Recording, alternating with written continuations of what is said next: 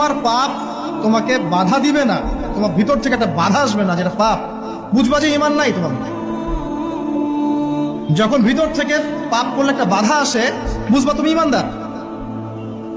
মানে পাপ করলে যদি বাধা আসে ভিতর থেকে যে আমি একটা খারাপ কাজ করছি, আল্লাহর কাছে আমাকে তওবা করতে হবে, ইস্তেগফার করতে হবে, তখন বুঝবেন যে আপনার ভিতর ঈমান আছে। এই জন্য আল্লাহ পাক আপনার মনের মধ্যে এই চিন্তা নিয়ে আসছেন। আলহামদুলিল্লাহ।